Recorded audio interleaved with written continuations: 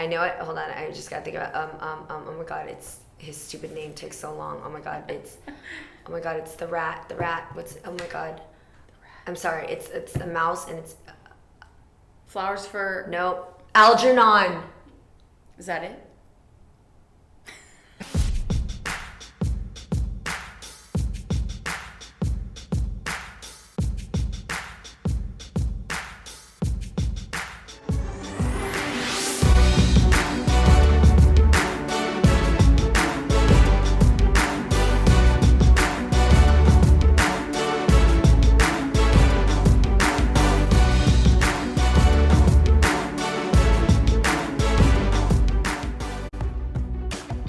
If you're into fashion at all, you've probably heard of this episode's guest, Jeannie Mai. She rose to fame as the sassy host of the Style Network's Emmy Award-winning show, How Do I Look? And now she's on the daytime talk show, The Real. She's done an exceptional job with her personal branding, you guys, dubbing herself a, quote, wearapist. Like wearapy, the idea that style and wardrobe can affect a woman's confidence and mood, like therapy. And she's amassed an online following of over 1 million followers. Her cheeky persona and passion for women's empowerment has landed her numerous spokesperson gigs with brands like Avon, Limited, Microsoft, and Ford. Recently, she stepped behind the camera to start producing her passion project, Stopping Traffic, a documentary on the pervasive reach of sex trafficking to children all over the world, including in the United States, releases this month. After hearing all of those accomplishments, you'd think that she started working in fashion and television in her teens, right? Wrong. In her teens, she ran away from home in San Jose to pursue a career as a makeup artist. By 18, she was traveling the world working with celebrities like Jennifer Aniston, Sarah Jessica Parker, Christina Aguilera, and Alicia Keys. She built her makeup career from scratch and landed her first TV segment on a local news station by pitching herself and her fashion segment to producers to fill airtime that was used to show things like the temperature and B-roll. This was before there were lifestyle segments, you guys. She was one of the first people to do that. She also didn't have an agent. There were no auditions. She had that entrepreneurial eye for opportunity and the hustle that it takes to transition from behind-the-scenes makeup artist to on-screen personality.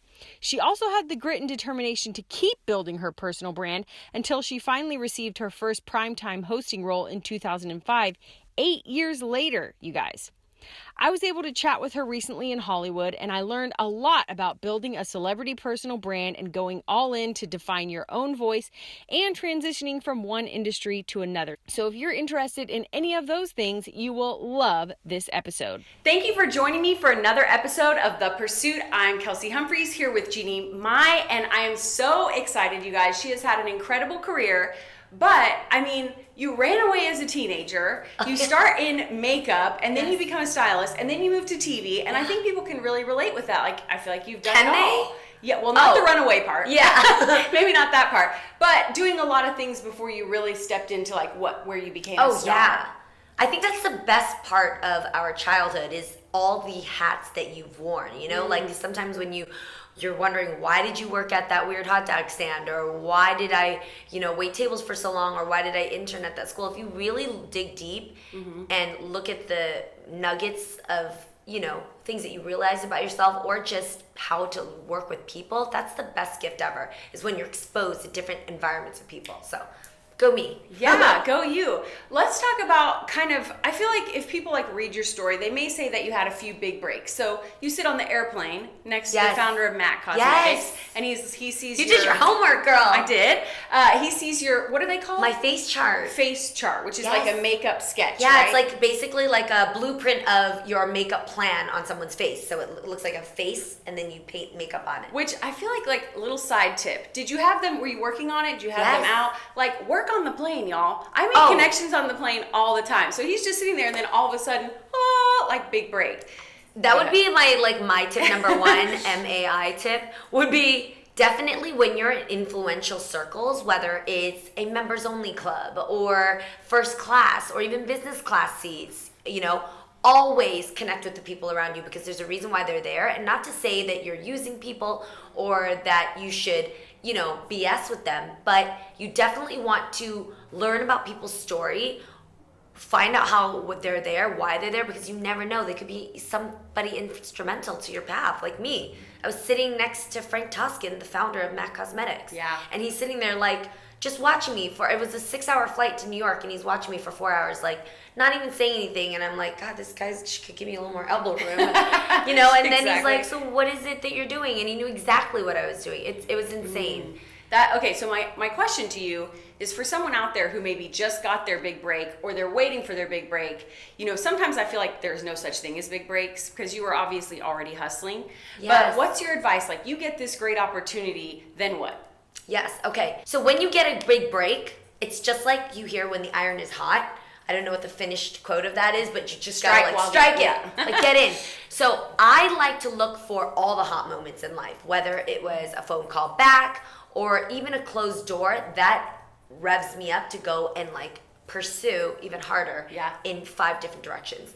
So in that moment, I think it's, to be honest, I think it's also because my mom, she immigrated here 2 years before I was born, and so she's always had that hustle mentality of like, we're in America, we're going to show America what Vietnamese pride means, we're going to show them how Asian people are so thankful to be here in America. So I've always had the idea of like, where's my opening? Where like I've had a radar of like, who's the person I should connect with? What should I be doing with the extra 10 minutes I have right now with my time? So to answer your question, when you have that big break, you should already, before that, have a plan. What is your plan with where you want to go? So for me, I just knew that I wanted to build a career through makeup and to get it to a place where I'm not just doing makeup in people's homes or at a counter, which is nothing wrong with that, but I knew that there was a bigger platform where I wanted to empower women.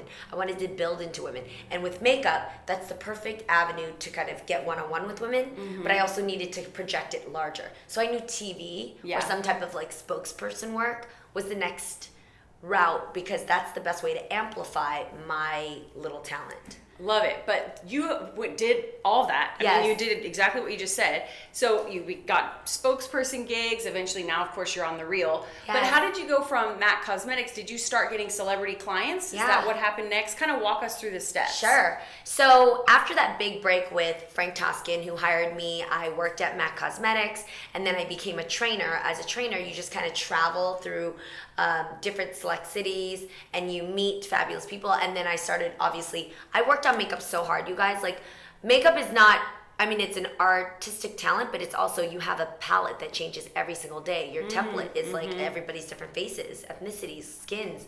So I just stayed at a counter and I just beat everybody as much as possible, the makeup beat, just to get what do I do with the nose? What do I do with different skin, acneic skin? What do I do with oily skin? I just learned it down so that when the opportunity came that I would run into Alicia Keys or Cyndi Lauper, I knew how to get it down. I knew how to people please them, because it's also a part of making them feel comfortable. Right. And then I also knew how to just like completely make them the dream face.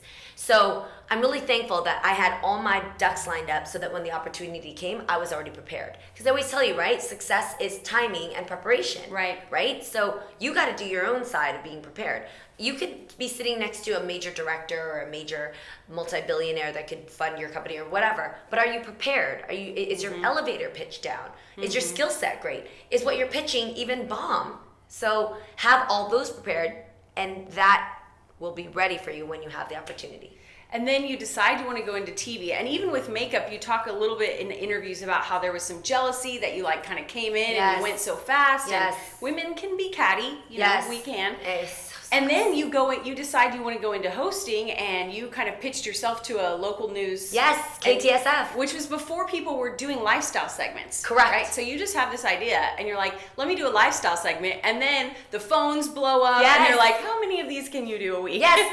So go ahead. And the reason for that is because I didn't look at what I needed. I look at what I can bring to the other person. Whether it's makeup, what can I do for you to make you feel fabulous and glowy and give you a Jeannie signature moment that you wouldn't be able to get from someone else. So when I came to KTSF, it's a local news station from the Bay Area, where I'm from, and they were all about news and about like, you know, okay, this is a perfect setting. It's about news and about like local events, right? Right.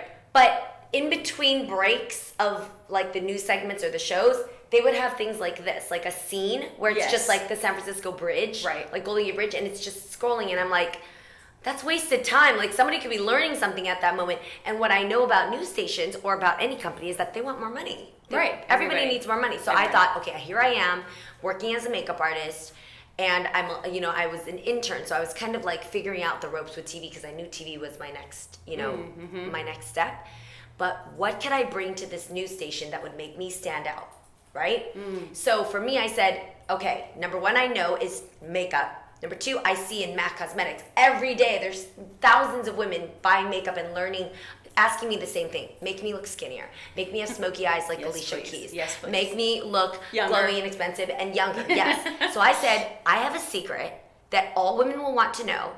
All you need to do is give me a portion of the time that I can teach women how to do that. And you would, first of all, stop boring everybody with this weird free space that you have. And number two, why don't I, as I do that, tell women where they can shop the makeup, where they can go and get things for maybe a discount code, because the brands will pay you for that time on there. So I was literally creating a live commercial. And because at the time there wasn't like, let me show you how to do a smoky eye on the Today Show. Like there wasn't that. Yeah. So I brought that to San Francisco, and it not only gave me the skills on how to speak on camera, but it taught women out there to look banging and to feel amazing about themselves. And it also made this television station go, who is this little Asian girl that's bringing us random money that we didn't hire her for? And she's really good. And they saw the dollars come in. So yeah, that was really cool. So how did you go from that to, you got a lot of different hosting gigs and contributor gigs before The Real. So what were kind of the big breaks you had along the way there? Coming up, don't miss her number one piece of advice for achieving success. But first, I want to remind you that if you love these celebrity interviews, there are 3 ways you can support this show, this free show here on the internet, you guys. First, you can like this video and share it with your hustler and dreamer friends. Second, you can subscribe to the channel. And lastly, you can sign up to join Pursuit Nation. When you do, I will give you my top 10 success hacks for real life. How do we take all the tactics in these interviews with millionaires and celebrities and actually apply them to pursuing our own dream? That's what I break down in this PDF. Get your free copy at thepursuit.tv/top10. So how did you go from that to, you got a lot of different hosting gigs and contributor gigs before The Real. So what were kind of the big breaks you had along the way there? Yeah. So I worked at KTSF doing makeup, and then obviously my face got on screen, landed me the first ever Asian American show called Stir, where it was like a talk show, which is so cool that I was on a talk show that kind of taught me very quickly to how to be real on camera. Because I come from a very unfiltered family, like extremely unfiltered. So I had to learn how to break down the, oh my God, I'm just a pretty girl and I can't talk about that. No, I had to go straight into that. So as soon as I kind of outgrew San Francisco, I had to come to obviously the Mecca where all television shows are. So I moved to LA. So before I even moved to LA, I was so hungry to just get more experience on camera, the same way I was hungry at the Mac counter to just get as many faces as possible to learn my skill. Because I knew that once the big break happens, I better be good on camera. You know what I mean? Like I better be good in any facet. So I just drove to LA 3 times a week for different random auditions. And auditions are like 20 minutes. So I would take a 6-hour drive from San Jose with my mom's Toyota Cressida all the way to Los Angeles and like get on camera, say my thing, read, and then like jump off. And I quickly learned a whole slew of things there, like a little bit of some shade and racism with Asian Americans, because I wasn't familiar at the time with brands wanting kind of the household face. Like, you're the perfect American brand. I have too much hair, but no, you don't. I don't know that this hair. But thank you. I'd walk into auditions, like lineup of beautiful women like you, Kelsey. Yeah, and I would be like the one Asian girl, and they're like, "Where do we put this girl?" And it's so crazy because look at how much it's changed now. Right, like, that's amazing. Television is starting to. We're not there yet, but they're starting to reflect what we see in America, right? Exactly.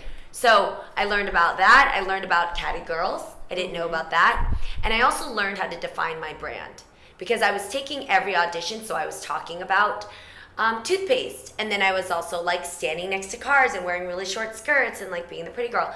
And I had to learn really quickly who Jeannie Mai is. Like, who am I? Am I just going to take any job and just be that pretty, you know, face next to like a trophy host? Right. Or am I actually going to define what only Jeannie Mai can bring that nobody else can get? Yeah. And that's what I ended up doing really well that landed me where I am today. That is so great. I want you to tell us how you did it, because it's kind of like, you know, like me, you know, I have this entrepreneurship show and I'm in this entrepreneurship space, and someone out there who's maybe a spokesperson for something, or they're the face of the company, and you kind of feel pigeonholed. So how did you define yourself outside of that? And really, and now you have almost like over 500,000 Facebook fans. You have a huge Instagram. I mean, people love your brand. So how do you build that? So, okay, this is so cliche, and I hated it when people say it, and I still hate it now, but it's so true. You got to, and I'm going to quote my best friend in this, Jared Blandino, you got to own your pretty. What I mean by that is, everybody is freaking beautiful. I don't even care if you look like what my friend Lonnie calls tree monsters. I don't care if you're not attractive. But everybody has something beautiful about them, right? There's something pretty about you. What is that about you? Is it the way you care about people? Is it the way that you make people laugh? Is it the way you can do a funny dance? Is it whatever it is, that's just pretty about you, because it's just who you are. You got to own that. I kind of started to try to be other things because of these brands. You know, when you're on MTV, you're all of a sudden saying street swag things and you're acting all too cool. And then when you're on the Today Show, I'm like buttoned up and I'm polished and I'm acting. And I come from a certain family and a certain footprint that nobody else has out there. Right. As 7 billion people, nobody talks like Jeannie, nobody moves like Jeannie, nobody dances, sometimes a little offbeat like Jeannie. So it got, and actually started to kind of happen as I was in jobs that I'm like, I don't like this job and I don't feel like myself. It's when you start to not feel like yourself, and it's gonna be the bad boyfriends, it's gonna be the bad relationships, it's gonna be the bad jobs that you're like, this is not me, that you begin to say, who am I? Who am I? And how do I radiate that so that it becomes very known that when people hire you, they want that, because nobody else has it. Yeah. So to me, Jeannie is the girl who's absolutely a little to the left. The girl that's going to tell you way too much. The girl that has a potty mouth. The girl that really cares about women and really wants to know your story and what you've been through. The girl that can really make you look fly with drugstore makeup. The girl that has a great sense of style and can also make your body type look banging down any walkway, runway, streetway. These are all who I am. And as I became very bold in who I am, my job started to change. I started to see phone calls towards, we want that girl, we want that girl. And God had to test me too, because I also got jobs that weren't me, and I had to turn those down. That's really the test, when you turn down the jobs or the men or the relationships or the people that are not you. Yeah. Because then you become your brand. I love that. Just a quick, before we transition, what about spokesperson jobs? Because I'm sure there's people watching who maybe have a YouTube channel and they want to get those types of gigs. What's your advice for them?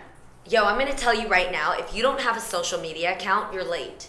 I need you to get woke. Like, I need you to wake up, because social media is the best promoter of your brand. Like, you literally, when you were a kid, you would have your mom or your dad be the promoter of your brand. You're so great. You're such a great speaker. You're a great dancer. Look at my daughter. She's such a great baseball player, whatever it may be, right? But now you're in charge of telling everybody how great you are on social media.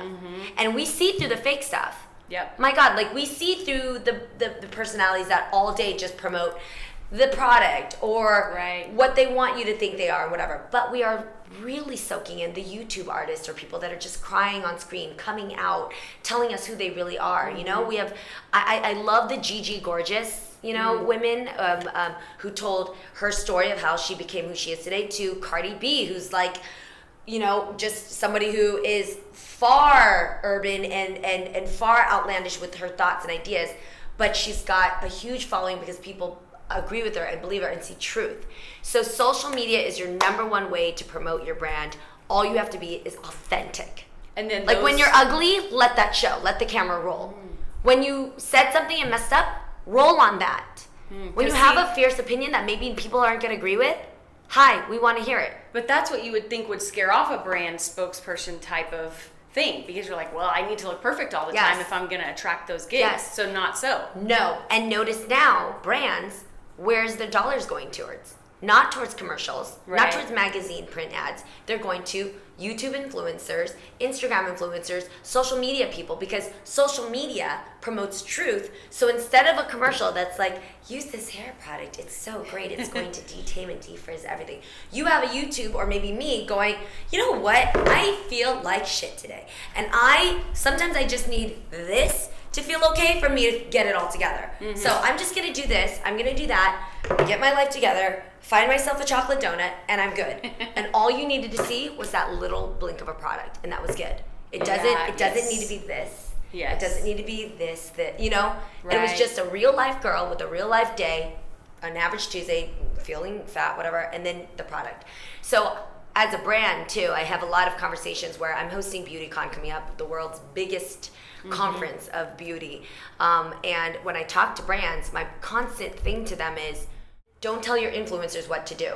They know what to do. Yeah. They've been doing it. That's why you're coming to them. That's why they have millions of followers. Just tell them what you love about this and why you're promoting it, and they're going to put it in their own words. And that's because brands will sometimes tell you, okay, we got the perfect, they'll pay millions of dollars, let's do the perfect photo shoot. And then you put it on your socials, and that's the least liked thing, because people are like, ugh, I smell advertising. Yes, You know? exactly. Yeah. So good. So much stuff on branding. My mind is reeling. But we only have a little bit of time, and I want to talk about your next project, which I know is near and dear to your heart, the documentary. Tell us how you got into that. Tell us all about it. So I have a family friend in Vietnam, and every time I would come home to Vietnam, I'd visit her. We'd stay on touch through Facebook, and I would give her like my clothes, and she was like, "Oh my God, clothes from Hollywood! This is so great!" And that was awesome. Then I started seeing, as years would go by, she started dressing a little differently and taking pictures a little bit more seductively, and I was kind of like, gosh, this is a 14-year-old girl. What's happening here? Yeah. So I visited Vietnam, and I just noticed that she was a little bit more. She was different. She was reserved. And I followed her and saw that she worked in a brothel. I followed her one night, and where she worked was a men's club, and I saw little boys working there from 7 years old to about 22, and it was really dark. And I approached her about it. I said, "Why are you working here? What is it that you do?" And she said, "Well, she didn't choose to work here. Her uncle sold her to the brothel to pay off a family debt." That was the first time I was like, sold you? Like, we sell phones, we sell shoes. How are you sold? And I learned of this huge thing called human trafficking. Right. The third largest trade in the world. It's drugs, weapons, and then people. Yeah, it's crazy. So today people, I learned after educating myself, going on a few mission trips and living in brothels to just really feel the brevity of what's going on, that people are sold for their organs, they're sold for sexual behavior, they're sold for their services. You know, when we buy clothing for like $8 and wonder, oh my God, how did we get this shirt so cheap? Well, maybe it was because a 12-year-old is working in very poor conditioned warehouse that's making clothing for you. It really goes down to that, where because we're rich people problems here in America, right? We really are kind of feeding it if we're not conscious and careful about it. So I decided to partner with a wonderful woman named Sadali. She directed this film, and together we made a film called Stopping Traffic. You can go to stoppingtraffic.com. We have a huge premiere happening in Los Angeles on September 26th. I'm so excited about it. But my goal is to promote the voice of trafficking so we can teach what is happening, and at this very moment that a child is being sold every single second somewhere in the world. And by the way, this is often in Los Angeles. The biggest bust just happened in Nashville. No, I'm sorry, not Nashville. Oh my God, Massachusetts. One of the biggest trafficking busts just happened in Massachusetts. I just read of 2 cases that happened right here in Los Angeles about 8 hours ago. And so it's constant that people are being sold, because these people don't have a voice to use, and they also don't have access to help. So to find out how you can help stop traffic, use your voice, and also just be aware of the brands we consume, go to stoppingtraffic.com as a start. Love it. So great. Congratulations. That's going to be really exciting when that comes out. Was it challenging to put on the producer hat? Was that a new challenge, different challenge for you? I know you produce segments, you produce some other shows. You know, now that I look back, and I am so thankful for, again, if we circle back to our conversation in the beginning about the hats you've worn, you'll see that if you follow in your path of what, you just follow a pursuit. If you follow a pursuit of destination, of purpose, all the hats you've worn in the past will help you in the end. Like today, I did my own makeup. I was so thankful for that. But I do bomb makeup when we don't have a budget for makeup. Also, when I needed to produce this film or produce my own segments, all that help back then helped me now edit myself, see exactly where my framing is, know exactly how my volume needs to be, know exactly how to, orchestrate a conversation. So this is perfect for you too, so that you can become the bigger vision of where you're starting now. Yeah, love it. Okay, looking back over your amazing career and all you've done, what was the worst part and what's been the best part? Let's see. The worst part. I can tell you okay, let me see. Worst part. Gosh, I'm so positive it's hard to find a worst part. Worst part of my career or worst part of my Either way. I mean, they're pretty entwined, aren't they? Okay. I would say the worst part of my past would be lamenting or boo-hooing about things that were meant to happen. Like, don't waste time. Time is money, time is precious, and time is valuable. Don't waste time sitting there about a broken relationship or a lost job for longer than you need. Like, get the Ben & Jerry's out, do your thing, and then throw them some spanks and some lashes and, call it a day with your girls or a workout or whatever it is. Go do something to fill you. And so, I know now, with my past with, some bad relationships and also, the job I had to turn down, I literally, soaked for, months and sometimes a year. And I'm, looking back, that had to happen because that helped me build me. Right. The best thing that would have happened, I would say, is my drive. My drive is sick. I love having a purpose. I love having a vision. I do everything from the vision boards. I read empowering quotes every day. I write every single day what I'm thankful for that happened the day before and what surprised me that I didn't realize would be something healing to me today. I'm all about those things. So feed you first. You got to be first. I don't care if you have a husband. I don't care if you have kids. You come first. Yeah. You feed yourself and then you feed the next. I love it so much. Thank you so much for all of your wisdom and knowledge on branding and the industry. I love it. We will be right back after this with Fast Facts. I learned a lot from Jeannie Mai, but here are my top 8 powerful lessons on success for the rest of us from my conversation with her. Number 1, always be on the lookout for new opportunities. Remember, you guys, she was working on the plane, and she says to always be working and talking about what you're doing in influential circles because you never know who you're talking to and which one might be the connection to that next big opportunity. Number 2, decide what your personal brand is going to be. She explained for any aspiring influencers out there, contractors, coaches, consultants, no matter your industry, be careful not to morph yourself to fit the mold of the job. Find your pretty. What are you good at? What is special about you that no one else can do, and own that. So if you're taking a lot of influencer gigs right now, you're growing with guest posting, you're doing speaking gigs, start to really think, what should I start saying no to because it just doesn't feel like me? Number 3, know where you want to go. I find that in success and personal development content, there's a huge focus on how to finally land your big break. And I get that. But what I wanted to know was, how do you maximize that once you get a big break instead of just becoming a one-hit wonder? So what she said is, make sure that before you hit your big break, make sure that you already have a plan. She said, make sure you already know where you want to go, make sure you already have an idea in your head, and be prepared so that when you actually get to sit next to that person or talk to them on the elevator, you know what to say, you know how to describe yourself and your goals and where you're going. So make sure you're prepared for when that opportunity comes. Number 4, but remember to hustle to be the best where you currently are. She shared that she worked really hard to become one of the best in the makeup biz, even though her long-term sights were set on television. She said she had to just go as hard as she could at that counter to beat out all the other competition, and that prepared her to be ready for the next opportunity that came along because she was already thriving and making great connections in her current gig. Number 5, stay focused on what you can give, not get. If she wanted to stand out as a makeup artist, she had to give each client a signature Jeannie moment that would set her apart. But still, it was always more about what she could bring to the client, making them feel great, making them look their best. The same thing applied when she got her first television gig. She wasn't looking at what she needed, television exposure, as much as she was looking at what she could bring. They had dead airtime, so she was focusing on what she could give, not just what she could get. Number 6, don't sweat rejection. I believe, you guys, rejection should be a daily part of life for anyone who's trying to build something meaningful. Rejection from potential clients, from speaking gigs, from writing gigs, sponsorships. If you're not getting rejected, you're not putting yourself and your business out there. One of Mai's only regrets is that she spent too much time lamenting over things that didn't work out. Remember, she says, don't waste time. Time is money, so spend a little time grieving if you have to, and then get moving again as fast as you can. Number 7, don't forget yourself. Mai is really proud of her drive. Obviously, she's living on purpose. She says she has her vision boards and she's empowering herself with quotes. And like most of my guests, she has a gractus. Remember, that's what I call an intentional daily gratitude practice. She works on keeping her tank full so she can continue to pour out on her blog, her social accounts, her YouTube channel, and of course, her television productions. So in all of this hustle to build things and make a big impact, don't forget to keep filling your tank with inspiration and encouragement and motivation for yourself. And lastly, number 8, give your platform over to others.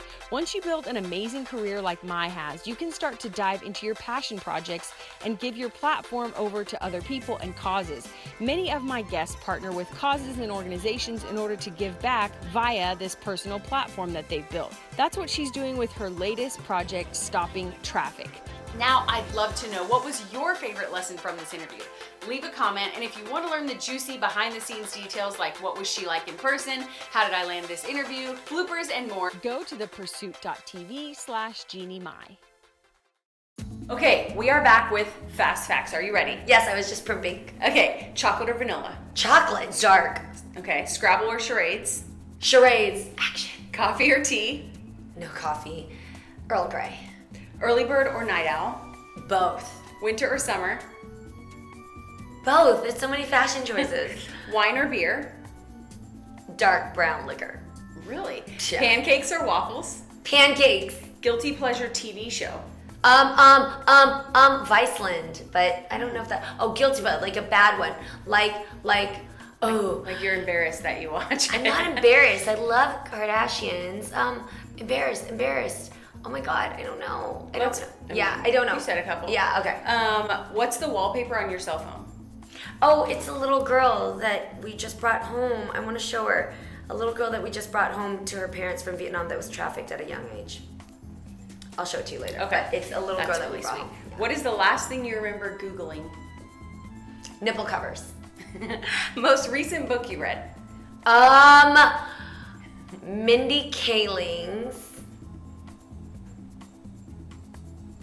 What's it called? The second one? one? The second one. Oh my God, what's it called again? Though I can't remember. Everyone's having fun with Why Not Me? Why Not Me? You're good. Mindy Kaling's Why Not Me? I love her. Favorite book of all time? I know it. Hold on, I just gotta think about oh my God, it's his stupid name takes so long. Oh my God, it's the rat. What's oh my God. I'm sorry, it's the mouse and it's Flowers for Algernon. Is that it?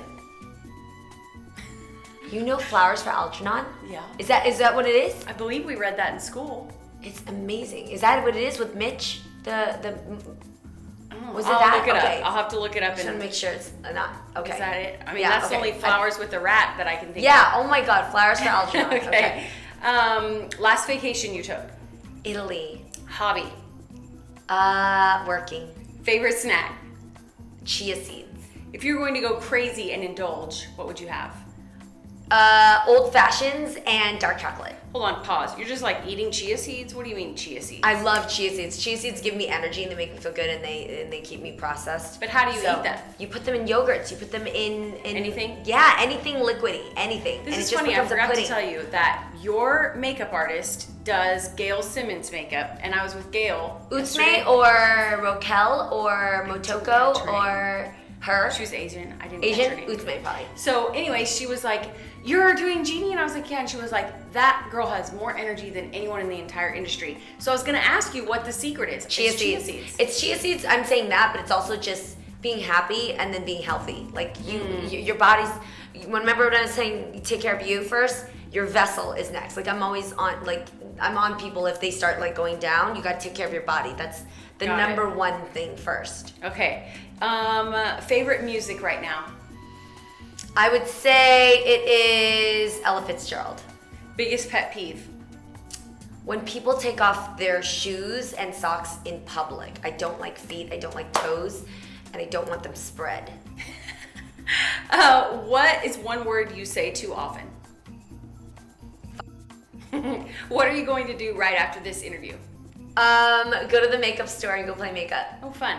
And what is your next pursuit? What's next for you after, I guess, the documentary first, Yeah. and then what's after that? I would like to create a show with my mom. Oh, Because she's a gem. And then I would like to finish my book.